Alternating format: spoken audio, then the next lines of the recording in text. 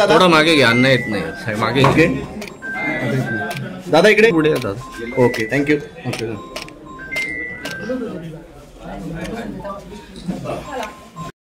महायुतीचा उमेदवार आज दाखल झालाय, काय सांगाल? आज खेड नगर परिषदच्या नगराध्यक्षाच्या आमच्या उमेदवार युतीच्या उमेदवार मंजुताई बुटारा यांचं नामनिर्देशनपत्र उमेदवारी अर्ज आम्ही दाखल केलेला आहे. मागील 14 वर्ष खेड नगर परिषदची सत्ता ही विरोधकांकडे होती आणि खेड नगर परिषदमध्ये झालेला भ्रष्टाचार, खेड नगर परिषदची निधीची किल्ली वाताहत, याचं सगळ्याचं उत्तर आता ह्या निवडणुकीमध्ये जनताच देणार आहे.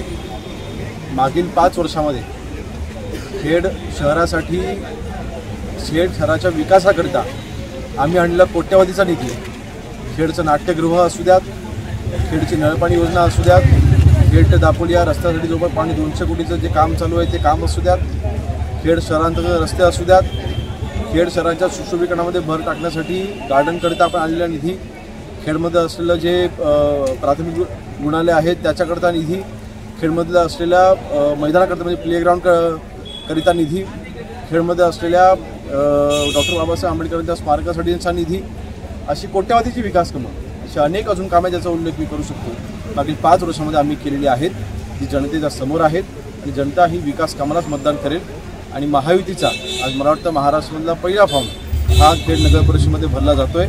युतीच्या माध्यमातून हा फॉर्म भरत असताना शिवसेना भाजप ही मजबूत युती येणाऱ्या निवडणुकीमध्ये भरघोस मताने विजयी होताना आपल्याला पाहायला मिळेल. ताज्या बातम्या बघण्यासाठी राजसत्ता न्यूज चॅनलला लाईक करा, शेअर करा आणि सबस्क्राईब करायला विसरू नका.